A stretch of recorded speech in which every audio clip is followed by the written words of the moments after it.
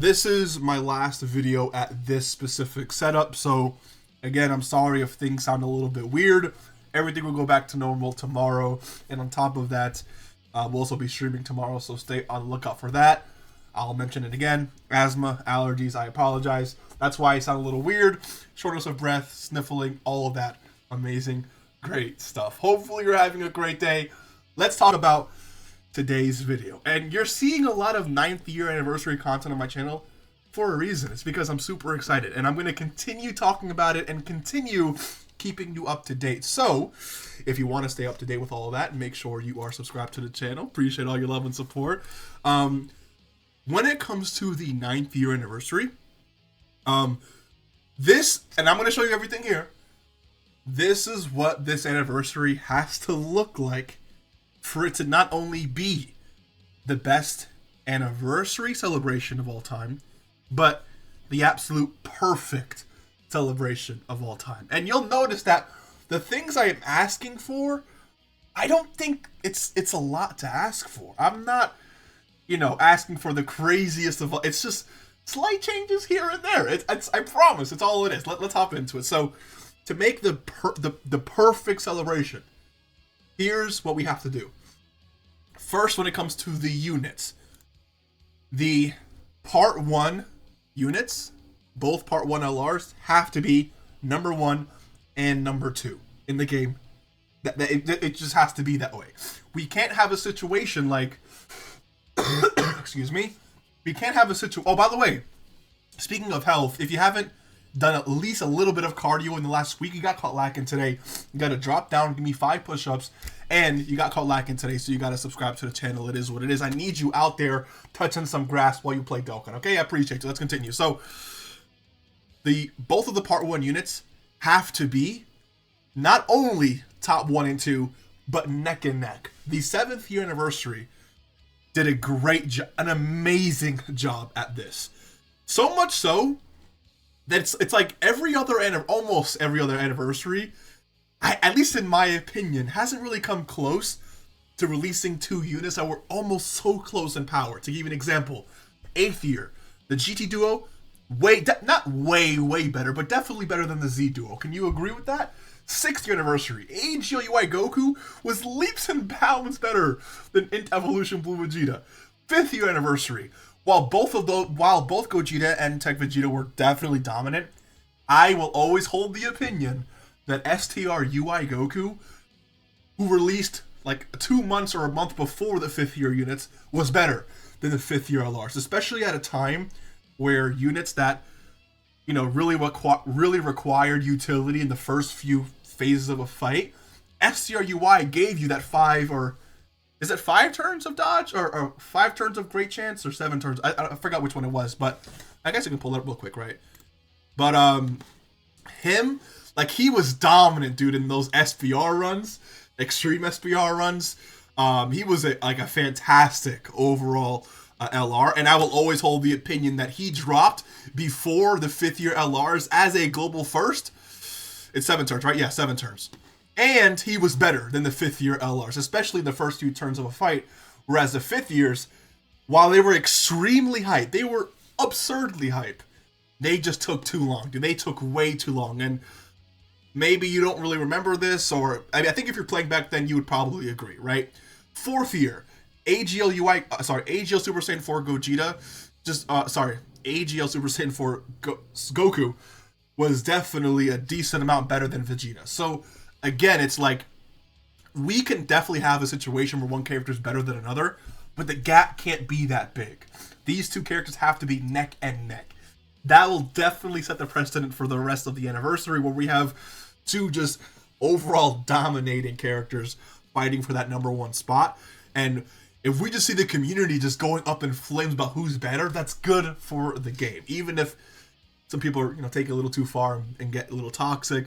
All that toxicity, which isn't necessarily a good thing, it comes from the love of the game, So having people talk about why this character's better, but this character, like, it's just fun, and it adds fuel to excitement for the game. That's the first thing we need, okay? And again, that's not much to ask for. They've done it multiple times with the anniversary characters. Were definitely the best units in the game, but the gap was a little bit too much, at least in my opinion. But the 70th anniversary was a great example of where it was at least good. Apologies. Let's move on. The next thing I need is the banner units to, at minimum, be supports. We can't have a situation where we're trying to have a character that means nothing to no team do something, okay? Like, this character is cool, but why aren't you a Majin Buu Saga specific support, 3 key, 50% of stats? Why aren't you a GT Bosses or Shadow Dragon Saga 3 key, 50% support? Why? Why don't we have that? This is the perfect opportunity to do that. I don't know. And I would love for these characters to be maybe somewhat viable defensively. Like, you know, like imagine we had 2 banner units for the 9th anniversary, part 1 banners, on the same level as Int Chilai or Tech Yajirobe. You know how hype that would be? The value for the banners would be just so insane, dude. It's something that these banner units have to be up to par. These have to be the best banner units of the year. And it's not hard, because they made Int Chilai. They made Tech Yajirobe. Just release them at the same time during the anniversary. Period. Done. Easy. Let's move on. The next thing I'm going to need for when it comes to units is having the Part 2 LRs. They don't have to be top 1, right? I'm not asking for that. I think at minimum, they're at least, you know, top 15, top 12 in the game. I think that'd be a great, you know, place to be at for Part 2 LRs. You know, being top 20 overall in the game, top 10 overall in the game. But I want these Part 2 LRs to, again, have a little bit of utility. Like, have these characters be specifically extremely powerful for not a super niche or specific, you know, area of the game, but it's like, okay, yeah, let me use Goku here because Goku can do this for X amount of turns, or let me use Vegeta here because Vegeta can do this to the end, which allows my entire team to look like, you know, something where it's like you have to bring these characters because of the amazing utility they have in that specific scenario, you know? So while these Part 2 units don't have to be extremely overpowered, I just want them to have a legitimate reason for, you know, existing, other than just having decent attack stats, decent defensive stats, and having this ability here, guard here. Like, guard is cool, right? But allow us to have a character who can disrupt the enemy, a very, you know, a new disrupt mechanic or something like that. Like, just something that we can really remember these Part 2 LRs by. They don't really have to be extremely hype. We don't need them to be best units in the game, but we need them to be usable at the very least, right? And then that same notion goes for the free-to-play character, which is going to be the last segment, or the last part of the first segment, which is talking about the units here. These free-to-play characters, this is a massive downgrade, dude. Massive downgrade from the 7th year. These are the only 2 free-to-play new free-to-play units we got for the 8th year. 7th year, we got 2 free-to-play LRs and 2 TURs. Now, remember that the Goku Jr. and Vegeta Jr. were a part of JP's EX anniversary celebration, so they are considered, at least on JP, an anniversary LR. So they got that during the anniversary, which means they got 2 free-to-play LRs and 2 free-to-play TURs. And then to go from that to just 1 TUR and 1 LR, I don't think is a good thing. So at minimum here, to make this a perfect celebration, I need to see more buffs for free-to-play units, all right? The way I do this is maybe just have 2 free-to-play LRs. I think that is fine. And then maybe 1 TUR, but at that point, if you have 2 free-to-play LRs that adopt the new mechanic, because remember, these free-to-play LRs adopt whatever new mechanic the anniversary characters themselves have, right? So, for example, let's say during the 8th year anniversary, we had the standby skill. The free-to-play LR, the same celebration, also had the standby skill, right? So, whatever the new mechanic is for the 9th year, just have 2 free-to-play LRs that have both, you know, that adopt that mechanic, but 1 super class and 1 extreme class. Boom, done. Or, at minimum, have 1 free-to-play LR and 2 TURs, but make these TURs, again, have utility. Not the same utility maybe as the Part 2 LRs, but at least, like, you know what, I can really see myself using this character here, or this character there, Wow, for 5 turns, he nullifies all damage. That's like so strong. Like, who would be upset at a free-to-play character nullifying all damage for 5 turns? That would make for some interesting content. So like a lot of really unique things, and I think that is what we need to see, at least when it comes to free-to-play characters. All right. So in terms of units, to make the perfect celebration, that's everything I need to see. Again, I'm not asking for crazy stuff. It's literally just one line in their passive to make them look really good. All right. Now, when it comes to the celebration itself, this is where, again, it's just minor changes. Like, let's take a look at this, right? These are just a bunch of things that went live at the start of the anniversary, right? All of this stuff went live at the start of the anniversary. But the way to make this anniversary just feel a lot better is to roll out the content slowly. So let's just say, right, the 29th, look, everything came out the 29th, right? 29th. So what we can do here, let's see here. Okay, so yeah, the units themselves usually drop, at least on global, they drop at like 2:30ish in the morning, but all the content itself drops like a few hours earlier. So what we could see, right, is let's say the anniversary starts. Okay, anniversary starts.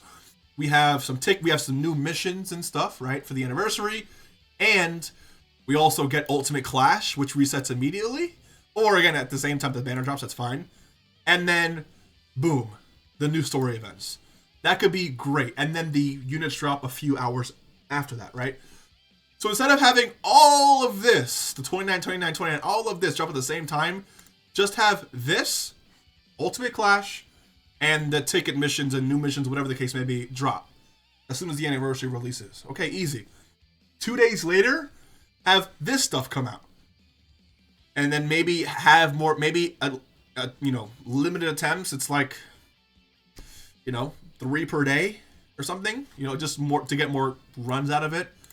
And then maybe have this where it's like you can actually do this every single day. Maybe instead of 15 dragon stones, it's like 10 every single time you clear it, or maybe 5 every single time you clear it. Something to do every single day, right? And there's missions attached to it. Just make them more interesting, interactive events. But again, drop these, let's say 2 days later, right? That's not really that much to ask for. And then the day after that, release this stuff right here. And then guess what? A day or 2 later, release the Easy A's. It's like we're getting fed content literally every day or 2. That makes part 1 feel amazing. And before you even know it, right? Before, like, again, when you have things coming out every single day, you're not necessarily looking at the clock like, oh my god, when's part 2 dropping? Imagine we're getting fed content every 2 days or so. We're just constantly getting things in the news, and then before you know it, part 2 is coming out. Like, oh my god, the hype just continues. There's no dull moment, right?